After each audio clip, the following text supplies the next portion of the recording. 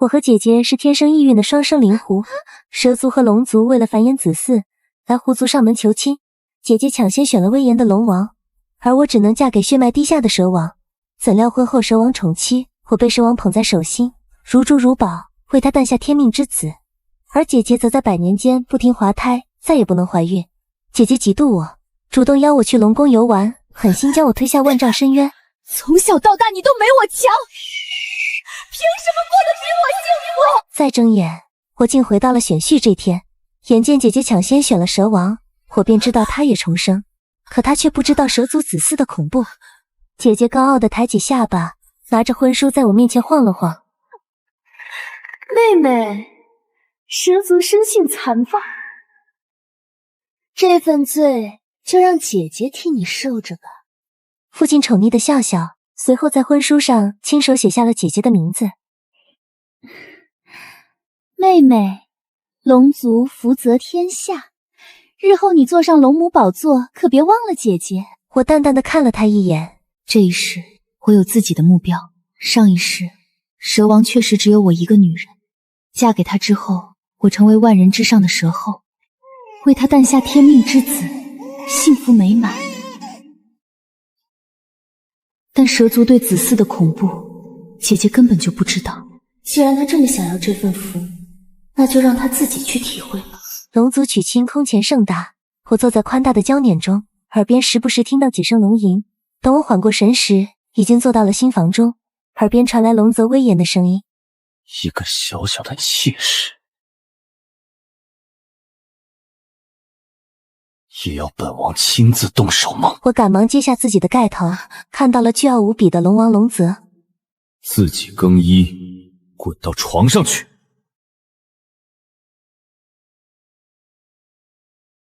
我别无他法，只能听话照做。隔天一早，我扶着快断掉的腰，从床上慢慢爬起。龙泽已经穿好了衣服，准备上朝。出门前，他还不忘嘲讽我一句：没用的东西，如何都不能让本王尽兴。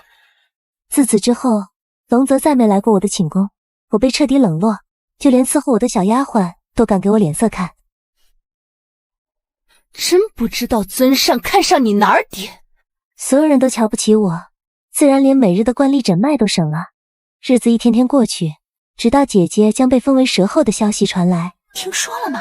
狐族那位姐姐要被封为蛇后了。才有人想起龙宫还有我这么个人。而这时，我的先天运体也终于有了反应。蛇后的封后大典在100日后举行，蛇王便邀四方好友，龙宫自然也受到了邀请，可我却收到了双份请柬。姐姐特地让蛇王的亲弟弟给我送来。晚秋姑娘，这信是蛇后亲笔写的，金贵得很，可别丢了。蛇王弟弟居高临下地盯着我，倨傲的程度不输龙泽，但这也正常，毕竟到现在我连龙泽的妾室都算不上，更别提现在我住的地方偏远，连一个伺候的人都没有，活脱脱一个被抛弃的无用东西。我平静地接过请柬，嘴角止不住上扬。姐姐可不知道蛇王有上百个兄弟，更不会知道蛇族内部默认的规矩，甚至比龙宫要可怕千倍万倍。蛇王弟弟离开后，龙宫中的人也终于想起我这号人物。龙泽正式宣布我是他的第99房小妾。入龙宫这几年，龙泽又增添了几十个小妾，上一世也是如此。见姐姐一直生不出继承人，龙泽的小妾数量便与日俱增。不过这辈子的数量比上辈子还要多，而这些人都有一个特征，就是祖上都出过异运体质的人。隔天我换上一身得体的衣袍，去参加龙泽一个贵妾的生辰。岂料刚坐下，身旁的绿衣妾室便阴阳道：你是99，而你妹妹是蛇后，真是有意思。别这么说，也算有身份的人了。他们比我早嫁入龙宫几年，可直到现在还是妾。按照俗世的话说，这是一群不下蛋的母鸡。重活一世，我本想和他们好好相处。他那个样子，在那件事发生之前提醒他们一句，免得重蹈覆辙，全部惨死。但现在看来，这里没一个人配活下来。宴会进行到一半，那个绿衣妾室突然又提到了我。听闻99妹妹当年第一次伺候夫君，把夫君都气走了。他的话引得满堂哄笑，我略微不解，这事都过了好几年，为什么还能被当为谈资？但没一会儿我就知道了原因，原来龙泽去参加蛇族的封后大典，只带我一个女人。本王这几年事务繁忙，冷落了你。龙泽绞尽脑汁都没想起我叫什么名字，想起上一世我还是神后时，龙泽可是把我的名字记得牢牢的。眼见他实在想不起来，我便主动提到林晚秋。哦，想起来了，你姐姐叫林婉容。果然，只要步入高位，别人总会记住你。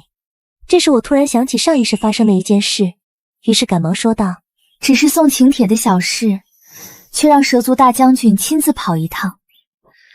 早就听闻蛇族将军正在找一柄火属性兵器。此话一出，龙泽眉头微皱，上下打量我几眼。上一世龙族的火莲失窃后，不知怎么的，突然出现在蛇族将军手上。当时我姐姐把戏做的十足，哭得梨花带雨。是我亲眼看见的，就是蛇后拿的。亏得那时我已经是蛇后，龙宫看在蛇王的面子上，吃下了这个闷亏。可没料到姐姐靠着重生，想故技重施置我于死地。既然如此，我必须主动采取措施。虽然龙族不缺武器，但像火莲这样的神兵，不知多少人惦记呢。我的话中带刺，去火莲需要解除阵法，而姐姐对龙宫比任何人都熟悉。龙泽半信半疑，派人去查，果然发现火莲不翼而飞。龙泽大为震怒，下令封锁龙宫彻查。但我却清楚地知道，这火莲就是被蛇族将军取走了。几日后，到了蛇族封后大典的日子，我与龙泽同乘一舟离开龙宫。转眼看去，是98双嫉妒到发狂的眼睛。我轻挑嘴角，现在龙泽还在怀疑我，甚至觉得我是蛇族派来的奸细，但我却丝毫不慌，因为他们这种自傲的人有个最大的缺点，就是只相信自己看到的。龙泽是如此，蛇王亦是如此。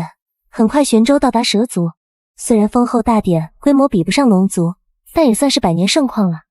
我突然想起一件事，眼睛扫过台下，果然发现许多人已经会用不怀好意的目光开始打量高台上坐着的蛇后了。原来很多人都是清楚了解蛇族规则的。不过命运真是一种神奇的东西。龙泽在看到林婉容时，突然伸手捏住了我的下巴。你二人虽然长相相似，可你怎么看上去如此普通？龙泽长叹口气，似乎是为了自己的错失的姻缘。可惜下一刻，姐姐缓步走到我面前，她略带嘲讽地看了我一眼，随后突然皱紧眉头。妹妹，你真是太让我失望了。正当我疑惑时，一众蛇族士兵立马押着一个人走了上来，正是那个给我送请柬的将军。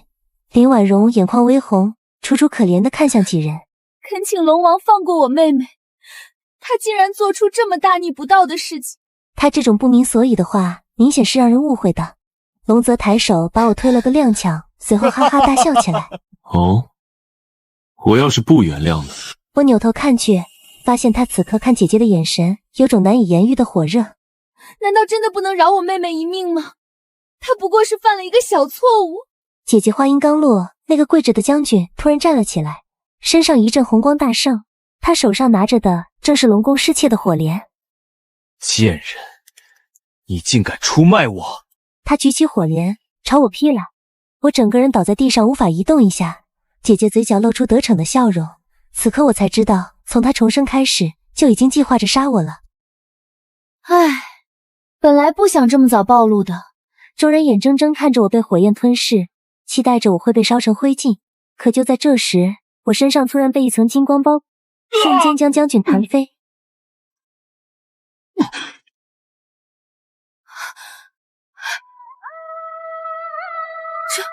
这是金仙的气息。金色的光芒在我周身流转。那个偷袭我的蛇族将军被震退后，我并没有乘胜追击，而是优雅地拍了拍裙摆上的灰尘，全场死寂，所有人的呼吸声都清晰可见。我看向姐姐林婉容，她原本想看我被烧成灰烬，此时却吓得瘫坐在地，嘴唇发白。她怎么也想不到，前世那个被她随手推下深渊的妹妹，如今竟有这般底蕴。晚秋，你这金仙气息究竟藏了多久？龙王龙泽此时已经走到了我身边，他的眼神里没有关心，全是赤裸裸的探究。他这种人最怕的就是事情脱离掌控。尊上，我从未想过隐藏，只是在龙宫这几年，我连见你一面的机会都没有，又如何向您展示呢？龙泽被我噎得说不出话，脸色一阵青一阵白。他转过头，冷冷地看向蛇王，原本的倨傲收敛了许多。蛇王，本王的妃子在你这大典上受惊，你是不是该给个交代？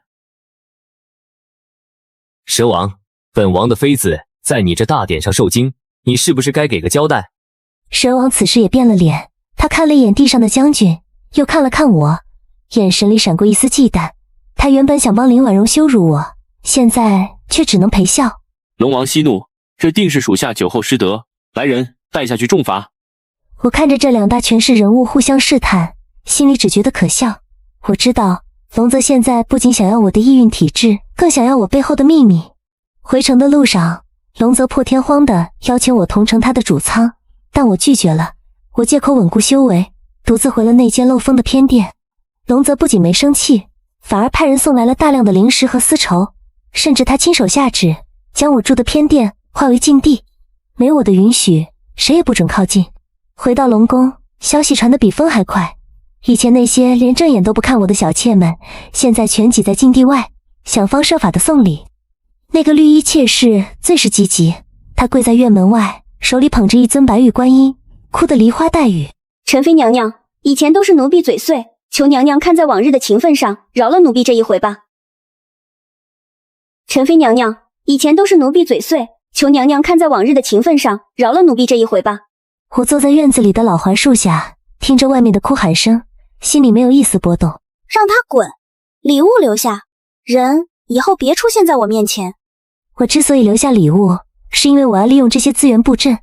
龙泽以为他在保护我，其实他是在帮我争取时间。我感应到我体内的先天运体正在发生奇妙的变化，金仙气息与运体结合，竟然在慢慢凝聚成一颗金丹，这在前世是闻所未闻的。与此同时，蛇族那边传来了第一条密报，林婉容在封后大典后被蛇王关进了密室，据说是因为她欺瞒了狐族的血脉真相。林婉容的求救信是在1个月后的深夜传来的，那信纸皱巴巴的，上面不仅有血，还有一股浓烈的蛇腥味儿。晚秋，救我！蛇王他疯了，他让那些蛇奴每天给我喂毒血，说是要强行激活我的狐族血脉，救救我！晚秋，救我！蛇王他疯了，他让那些蛇奴每天给我喂毒血，说是要强行激活我的狐族血脉，救救我！我看着那封信，仿佛能看到林婉容在地宫里挣扎的惨状。前世她抢走蛇王时笑得多么灿烂，说那是她的福分，现在这福分她终于接不住了。我没有回信，我这种冷漠让龙泽感到不安。他最近频繁出入我的院子，虽然进不来内室，却总在外面站很久。晚秋，你姐姐在蛇族似乎过得不太好，如果你想，本王可以向蛇族施压，接她来龙宫小住。他这哪是想救人，他分明是想把我们姐妹俩都扣在手里，好研究出金仙血脉的秘密。尊上费心了，嫁出去的女儿泼出去的水，姐姐的命那是她自己选的。龙泽在门外沉默了很久，我能感觉到他的耐心正在一点点耗尽。他这种习惯了被众星捧月的人，容不下我不停的拒绝。就在他准备离开时，我突然开口，给了他一个甜头。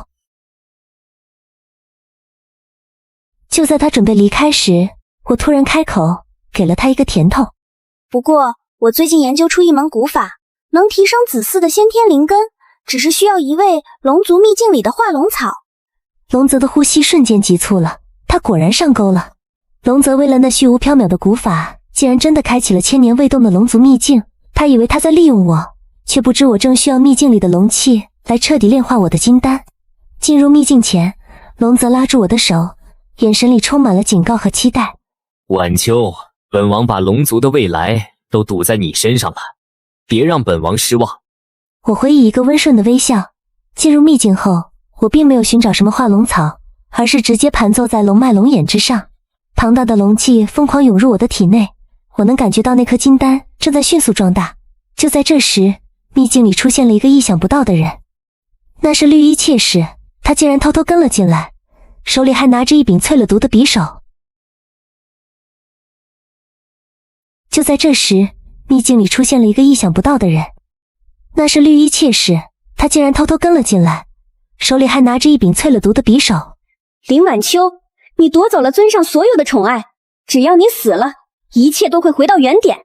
我甚至连眼睛都没有睁开，这种自寻死路的蠢货根本不配让我动手。你觉得龙泽既然能让你跟进来，他会不知道你的目的吗？绿衣妾室愣住了，他回头一看，秘境的入口早已封闭，龙泽这是在借他的手试探我，或者说是在借我的手处理掉这个麻烦。我轻轻挥手，秘境内的龙鸦直接将他震晕。我没杀他，我要让他亲眼看着他依附的龙王是如何被我玩弄于股掌之间的。从秘境出来后，我的金丹已经彻底稳固，现在的我即便不依靠龙宫也能横行一方，而龙泽看我的眼神已经从贪婪变成了某种程度的敬畏。就在龙泽准备再次提起子嗣话题时，狐族的使者突然上门了。狐族的使者突然上门了，来人是狐族的二长老，一个极其势利的老头。龙王大人，陈妃娘娘，老朽此番前来是受了族长的重托。他看向我，眼神里闪烁着算计的光芒。前世我嫁给蛇王时，他连正眼都不看我，现在却笑得像朵菊花。晚秋啊，族里听说你修成了金仙，特意为你准备了丰厚的嫁妆，想请你回狐族祭祖。我心里冷笑，祭祖是假，想让我回去提携家族，或者把我卖个更高的价钱才是真。龙泽的脸色立刻变得很难看，他把我看作私有财产，自然不希望狐族这时候来横插一杠。二长老，晚秋现在是本王的贵妃，祭祖之事以后再说。二长老并不退缩，他从怀里掏出一面镜子，那是狐族的圣物素元镜。龙王莫急，此镜能照出天命之子的真身。族长说了，晚秋娘娘肚子里似乎已经有了不得了的气息。龙王莫急，此镜能照出天命之子的真身。族长说了，晚秋娘娘肚子里似乎已经有了不得了的气息。此话一出，全场哗然。龙泽猛地看向我的肚子，眼神里满是狂喜，而我却微微皱眉。这老狐狸竟然察觉到了我金丹的气息，还把它误认成了胎儿。狐族二长老的话像一颗炸弹，在大殿里掀起了惊天巨浪。龙泽的眼睛瞬间红了，那是极度兴奋下的贪婪。他死死盯着我的小腹，仿佛那里真的揣着龙族的未来。二长老，此言当真？素元镜真的照出了天命之子的气息？我心里冷笑，那哪是什么胎儿，那是我凝练而成的金仙内丹。但这误会对我有好处，我决定顺水推舟。我悄悄运转灵力，让金丹产生了一种类似心跳的律动。二长老颤抖着手开启素元镜，一道柔和的光笼罩住我，镜面上竟然真的显现出一团耀眼的金色光影，那光影透着神圣且强大的威压。天哪，这不仅是天命之子，这简直是神灵降世。天哪，这不仅是天命之子，这简直是神灵降世。大殿内所有的龙族将领纷纷下跪，龙泽更是狂笑出声，那笑声里充满了志在必得。好，林晚秋，你果然是本王的福星。传本王令，即日起，晚秋便是龙宫唯一的准王后，谁敢冲撞，诛九族！我看着这群疯狂的人，脸上露出一抹恰到好处的羞涩与虚弱。我知道，从这一刻起，龙宫所有的顶级资源都将向我敞开，而龙泽也会成为我最忠实的保镖。为了所谓的胎气稳固，龙泽开启了龙族封存万年的深海灵泉，他每天亲自守在泉边，把各种罕见的深海珊瑚、万年珠粉像不要钱一样往我这儿送。那些曾经对我冷嘲热讽的小妾们，现在连进入我寝宫院子的资格都没有。绿衣妾室被龙泽贬为粗使丫鬟，每天在我的院门外刷地，还要忍受其他丫鬟的白眼。凭什么？明明我才是先来的。凭什么？明明我才是先来的。我坐在灵泉中，感受着四面八方汇聚而来的灵气，我的金丹在这些顶级资源的滋养下变得愈发晶莹剔透。我能感觉到距离突破金仙中期不远了。龙泽在门外轻声呼唤，语气里带着从未有过的卑微。晚秋，今日感觉如何？那颗万年龙眼丹可还合胃口？多谢尊上挂心，孩子最近很安静，只是需要的灵气越来越多了。龙泽一听，不仅没觉得心疼资源，反而更兴奋了。他觉得孩子要的越多，以后的实力就越强。他甚至开始计划去抢夺周边海域的矿脉，只为了给我养胎。但我知道这种平衡很脆弱，蛇族那边一直没动静，这太反常了。林婉容虽然废了，但蛇王那个阴狠的人物绝不会眼睁睁看着龙族做大。果然，蛇族的使者在这个时候到了，但带来的不是战书，而是一个巨大的囚笼。囚笼被黑布遮得严严实实，里面不时传出令人毛骨悚然的抓挠声。龙王陛下，我家主公听说贵妃娘娘怀了祥瑞，特地送来一份贺礼，祝娘娘顺利生产。龙王陛下，我家主公听说贵妃娘娘怀了祥瑞，特地送来一份贺礼，祝娘娘顺利生产。龙泽皱着眉，让人掀开黑布。黑布落下的那一刻，在场的所有人都倒吸了一口凉气。那是林婉容，她已经完全看不出人形了，身上长满了黑色的鳞片，眼神空洞且疯狂，嘴里发出嘶哑的低吼，被蛇族练成了药师。蛇王这是什么意思？送个怪物来恶心本王？这可不是怪物，这是蛇族秘法炼制的同胞血饮，只要把它放在娘娘身边，就能吸走娘娘身上的晦气，保胎儿平安。我看着囚笼里痛苦挣扎的林婉容，心里泛起一丝冷意。蛇王这招太毒了，这哪是保胎，这分明是一个活着的诅咒，想通过狐族血脉的感应来污染我的金丹。蛇王真是费心了。尊上，既然是姐姐的一番心意，那就把她关在后花园的枯井里吧，我偶尔也想去叙叙旧。龙泽见我没生气，便挥手让人带下去，但他没注意到林婉容在经过我身边时，眼神里闪过一丝极度挣扎的轻蔑。深夜，我避开所有的守卫，独自来到后花园的枯井旁。林婉容被锁在井底，浑身散发着腐烂的气息。我指尖弹出一道金光，暂时压制住了她体内的尸毒。她缓缓抬起头，那双血红的眼睛里流下了2行清泪。走，快走，林晚秋，蛇王要的不是孩子。我皱起眉头，蹲下身子看着他。他到底想要什么？说清楚。祭坛，龙宫下面有祭坛，他把我也变成了祭品。只要你生产的那天，所有灵气都会被抽干，去复活那个东西。我心中一震，原来蛇王一直以来的退让和送礼，都是为了把龙宫变成一个巨大的祭场，而我体内的天命之子就是开启祭坛最完美的钥匙。原来蛇王一直以来的退让和送礼，都是为了把龙宫变成一个巨大的祭场，而我体内的天命之子就是开启祭坛最完美的钥匙。林婉容突然疯狂地撞击井壁，似乎尸毒又要发作了。杀了我！求你杀了我！别让他成功！我看着他，第一次觉得他可怜。他自以为抢到了好姻缘，却从头到尾只是蛇王手里的一块肉。我没有杀他，而是往他嘴里塞了一颗能保命的丹药。你先活着。既然他想玩大的，那我就陪他玩到底。接下来的几天，我利用强大的神识，果然在龙宫的地脉深处发现了一些隐秘的符文。这些符文极其古老，正贪婪地吸收着龙泽送来的那些天才地宝。龙泽还傻乎乎的以为这些灵气是被他的儿子吸收了，每天笑得合不拢嘴。我没有打草惊蛇，而是悄悄在这些符文之上覆盖了一层我自己的金仙阵法。既然蛇王想吸干龙宫，那我就反过来，利用这个祭坛吸干他整个蛇族的底蕴。既然蛇王想吸干龙宫，那我就反过来，利用这个祭坛吸干他整个蛇族的底蕴。狐族那边又派人来了，这次是族长亲临，他显然也听到了什么风声，想在最后关头分一杯羹。晚秋啊，生产那天族里会派出最强的护法为你守关，绝不让外人靠近。我看着这个前世对我见死不救的族长，心里只有厌恶。那就有劳族长了。不过蛇王那天肯定也会来，您可要准备好。龙泽、蛇王、狐族三方势力各怀鬼胎，都盯着我这个压根不存在的肚子。我摸了摸平坦的小腹，感受着体内那颗已经快要化形的金丹，真正的风暴就要在生产那天降临了，到时候谁是猎人，谁是猎物，还不一定呢。真正的风暴就要在生产那天降临了，到时候谁是猎人，谁是猎物，还不一定呢。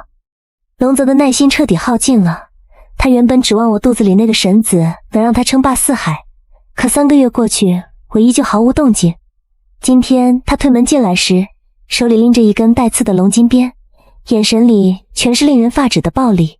林晚秋，本王供着你，养着你，不是让你在这装神弄鬼的。他猛地挥鞭，直接抽碎了旁边的屏风。他大步跨到我面前，死死揪住我的头发，将我整个人从软榻上拽了下来。那狐族老头说你肚子里有异象，可本王查了3个月，你这肚子半点起色都没有，你是不是觉得本王好糊弄？我被他拽得头皮发麻，但我只是冷冷地看着他。这种自私到极点的男人，一旦发现工具没了用处，就会露出最恶毒的獠牙。这种自私到极点的男人，一旦发现工具没了用处，就会露出最恶毒的獠牙。尊上若是等不及，大可以把我杀了。杀你？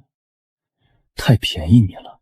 既然你生不出，那本王就用你的金仙精血去养活井底那个药引子。既然你们是双生子，你的血他一定很喜欢。他像丢垃圾一样把我甩在地上，下令让卫兵把我拖向后花园的枯井。我知道这个男人的恶是烂到骨子里的。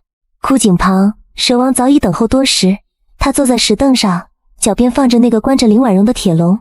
林婉容现在满身脓疮，像个疯子一样在笼子里抓挠，发出一阵阵令人作呕的腥臭味。龙王，看来你这儿的神子是个哑炮啊，还得靠我带来的这个废人。龙泽和蛇王对视一眼，两人眼底全是见不得人的算计。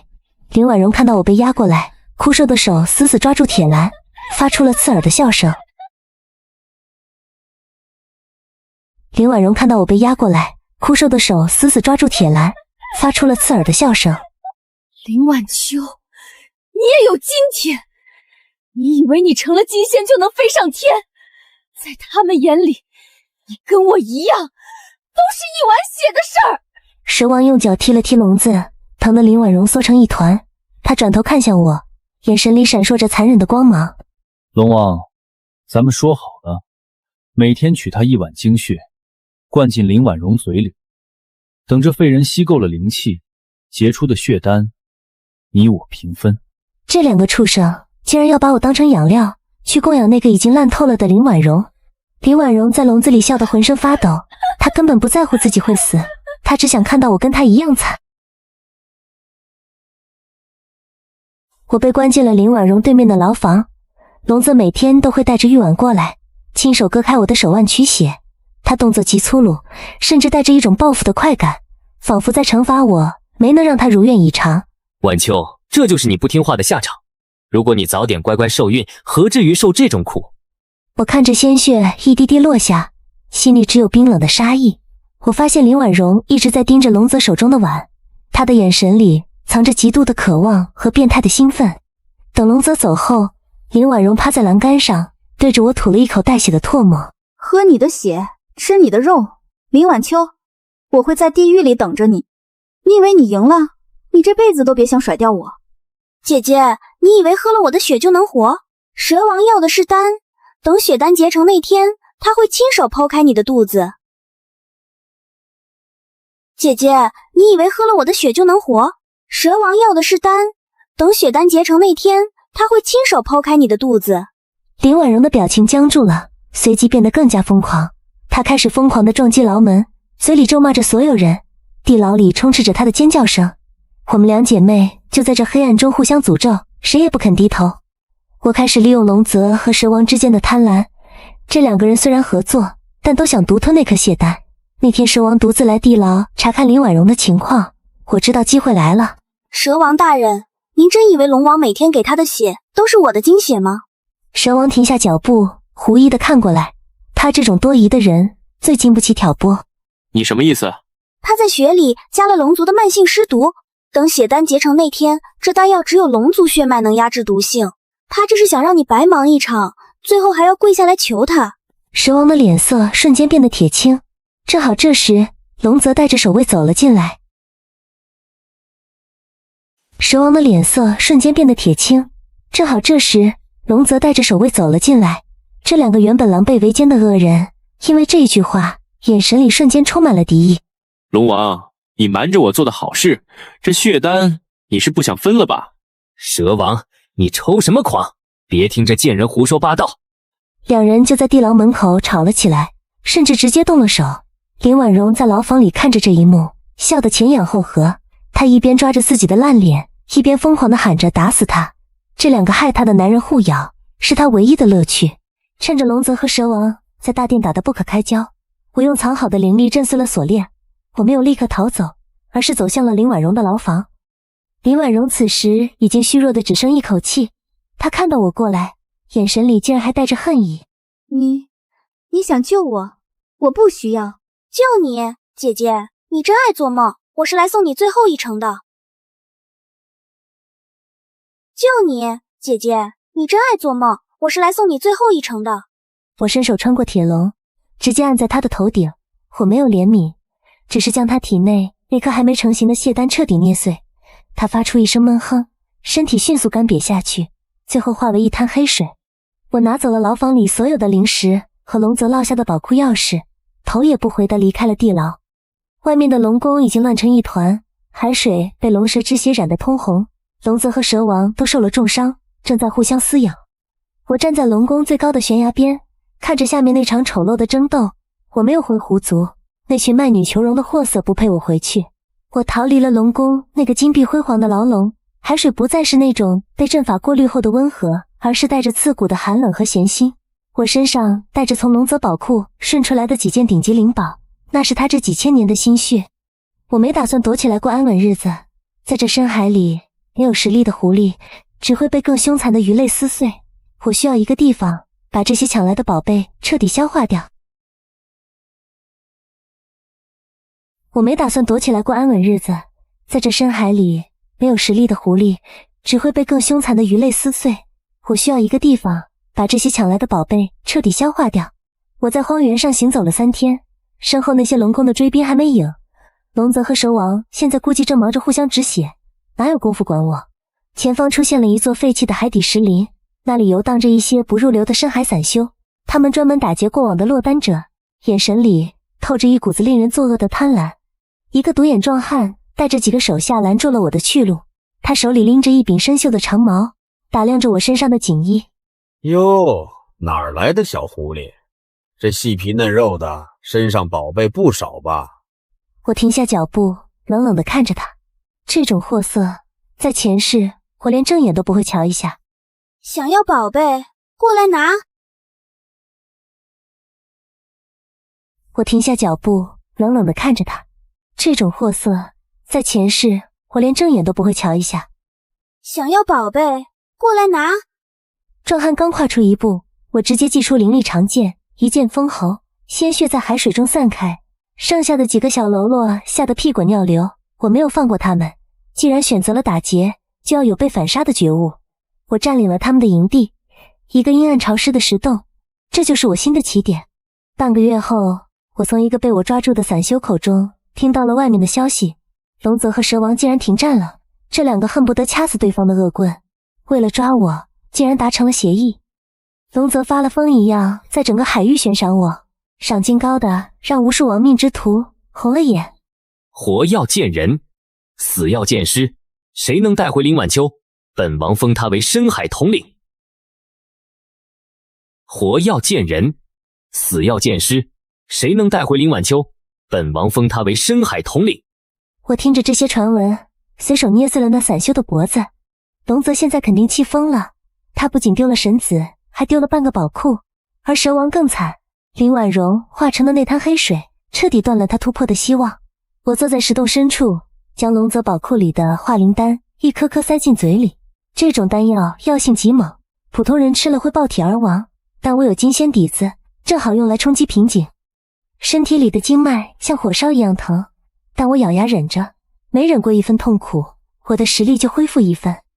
林婉容死前的惨状偶尔会在我脑海里闪过，但我心里只有快意。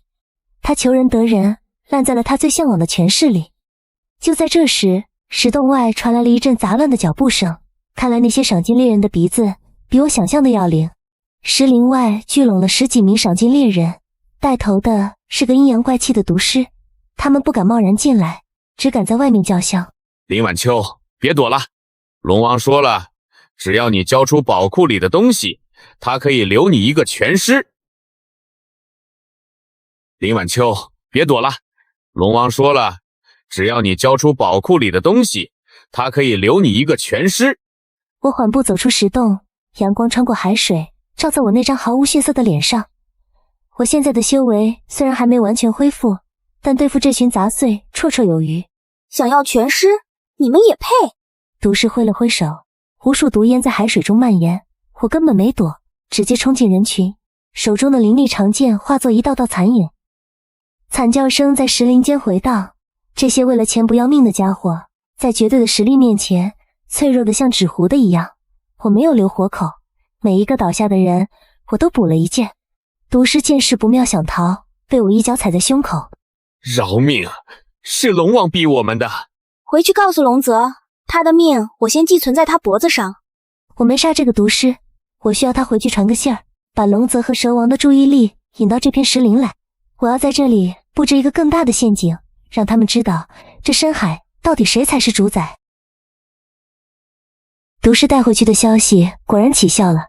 3天后，龙泽亲自带着精锐部队包围了石林，他看起来憔悴了不少，眼神里的暴力却更深了。林晚秋，滚出来！本王知道你就在里面。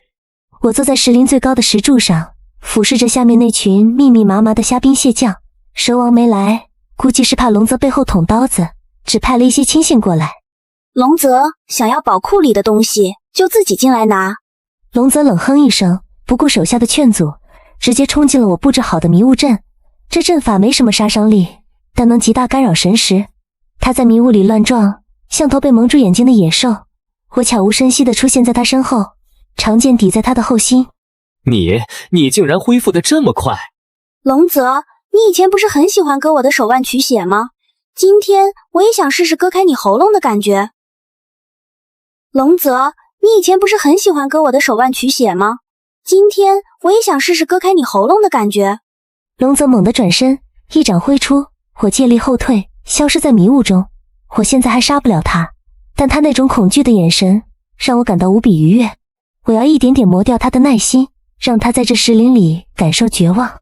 龙泽带来的士兵在迷雾中走散了，石林里到处都是自相残杀的惨剧，他们看不清同伴的脸，只要听到动静就疯狂攻击。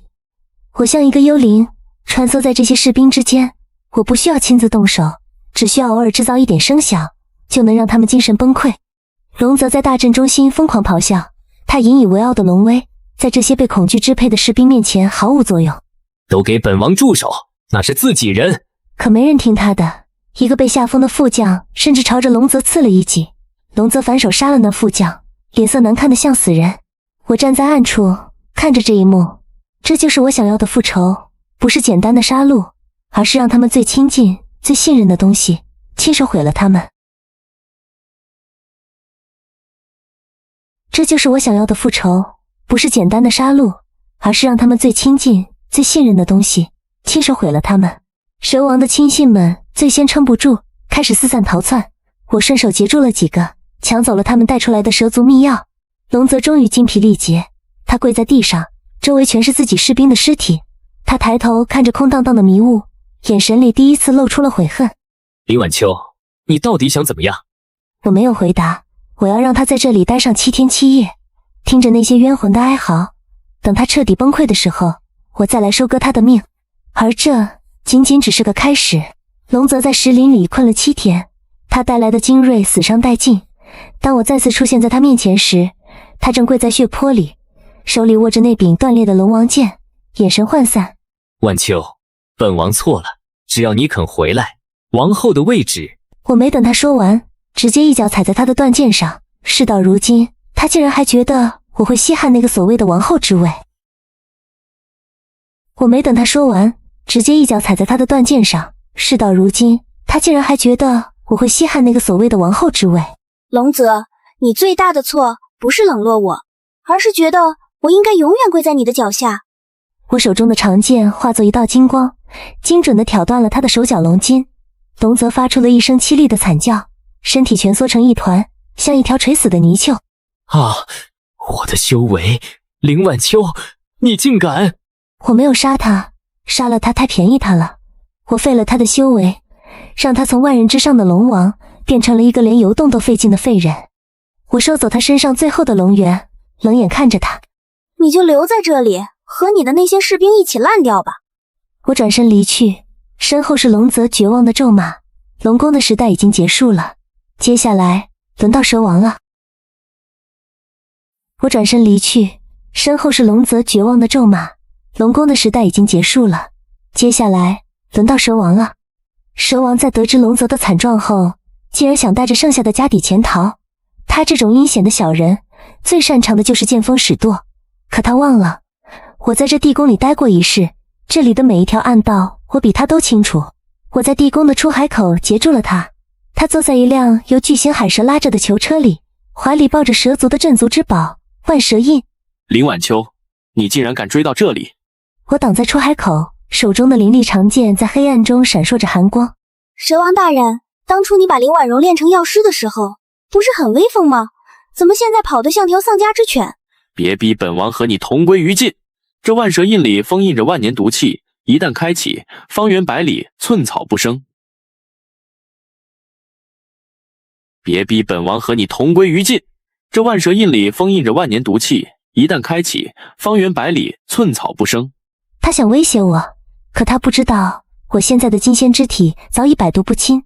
我身形一闪，瞬间出现在囚车之上，直接捏碎了他的手腕。我的手！万神印掉落在地，我一脚将其踢进深渊。蛇王这种只会玩弄阴谋的货色，在绝对的力量面前，连挣扎的机会都没有。处理完蛇王后，我回到了狐族。狐族长和那些长老们正聚在一起开会，商量着如何向龙族和蛇族的新主子献媚。他们看到我推门而入，一个个吓得脸色煞白。晚秋，你竟然还活着！我看着这群卖女求荣的畜生，心里只有厌恶。前世他们把我送进蛇窟，这一世他们又想把我卖给龙王。族长，我回来拿我的东西。胡族长眼神一亮，他以为我是带回来了龙宫的宝贝，立刻换了一副谄媚的嘴脸。回来就好，回来就好。那些宝贝理应归族里统一分配。他的话还没说完，我直接挥剑将议事厅的长桌劈成两半。我说的是拿走你们的命。我说的是拿走你们的命。狐族长老们惊恐地想要反抗，但在我金仙巅峰的修为面前，他们就像待宰的羔羊。我没有留情，这些烂透了的根必须彻底拔掉。惨叫声响彻整个狐族领地，我看着倒在血泊中的族长，心里没有一丝波动。这一世我不需要家，更不需要这种肮脏的亲情。我回到了龙宫的废墟，坐在那个曾经象征着至高权力的王座上。龙泽和蛇王都已经成了废人，被我囚禁在最幽暗的地牢里，求生不得，求死不能。深海各族的使者纷纷前来朝拜，他们跪在废墟之下，眼神里全是恐惧和敬畏。他们知道这片海域换了主人，而且是一个比龙泽更狠更强的女主人。参见仙尊，我等愿永远臣服，年年进贡。参见仙尊，我等愿永远臣服，年年进贡。我俯视着这些跪在地上的生灵，心里却异常平静。权势、地位，这些前世我求而不得的东西，现在就在我指尖。林婉容的死，龙泽的残，蛇王的落魄，狐族的毁灭，我用两世的痛苦换来了今天的绝对自由。我并没有建立新的秩序，我只是告诉他们，谁敢动我的东西，下场就和龙泽一样。我拿出一颗龙元，随手捏碎，化作漫天金光洒向深海。这些灵力足以让这片海域再次繁荣，但前提是他们必须记住谁才是这里的主神。日子一天天过去，深海恢复了往日的宁静，但每个人提起林晚秋这个名字时，都会下意识地打个寒战。我不再是那个意蕴的灵狐，也不再是谁的妾室。但每个人提起林晚秋这个名字时，都会下意识地打个寒战。我不再是那个意蕴的灵狐，也不再是谁的妾室。我站在深海最高的山峰上，看着远处波涛汹涌的海面。林婉容曾以为抢了蛇王就能赢我，龙泽曾以为掌控了我就能称霸，可最后他们都成了我脚下的尘土。我偶尔会去地牢看看龙泽，他现在老得像个枯木，每天缩在角落里自言自语，重复着他当年的威风。本王是龙王，晚秋，给本王生个儿子。我听着这些疯话，只是冷冷一笑，这就是他的结局，在无尽的悔恨和疯癫中烂掉。在这个吃人的世界，好人只会死在万丈深渊。我张开双臂，感受着整片海域的律动。我选择了变强，变狠，变到让所有人都害怕。